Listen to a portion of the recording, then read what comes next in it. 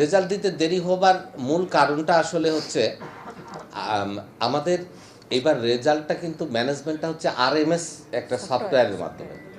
সেই সেই সফটওয়্যারটা প্রথমত হচ্ছে আমাদেরকে প্রশিক্ষণ দেওয়া হয়েছিল, সেখানে কিন্তু অনেকগুলো প্রিরিকুইজিট আছে এবং সেই সমস্ত ডকুমেন্টগুলোকে সেখানে মানে নিয়ে এসে তারপরে সেটাকে যাচাই করে মিলিয়ে দেখে তারপরে কিন্তু আমাদের রেজাল্টটা কম্পাইল করতে হয়।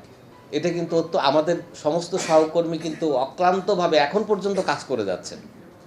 এই কারণে দেরি হচ্ছে। আগে তো আমরা মানে মোট শিটটা পেলে সেটা যোগ করে আমরা ঘোষণা করে দিতাম, তাড়াতাড়ি হয়ে যেত। কিন্তু এবার এই জিনিসটা কিন্তু স্থায়ী হয়ে গেল।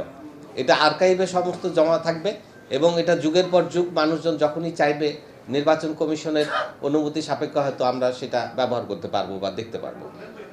আর চ্যালেঞ্জের ক্ষেত্রে যেটা আমরা ওভারকাম করেছি সেটা হচ্ছে যে প্রতিটি নির্বাচনে আইন শৃঙ্খলা বাহিনীর পর্যাপ্ত থাকে, এবার একেবারেই সর্বোচ্চ ছিল।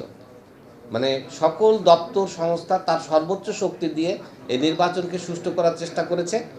আমরা বাড়তি একটা সুবিধা পেয়েছি, বিশেষ করে চট্টগ্রাম বিভাগের কথা বলবো। আমাদের পারস্পরিক সমন্বয় যেটা ছিল সেটা একেবারে অভূতপূর্ব। সকল বিভাগ আমরা একসাথে বসে আমরা এই নির্বাচনটাকে মানে উঠিয়ে নিয়ে এসেছি, সকল বিভাগ। আমি মানে বলবো যে এটা একটা মানে অনুসরণীয় একটা আমরা কাজ করতে পেরেছি। আমরা যদি আগামী দিনগুলোতেও সকলে একসাথে বসে এভাবে কাজ করতে পারি তাহলে আমরা বাংলাদেশের ভবিষ্যৎ গঠনে মানে খুবই সফল কাম করব।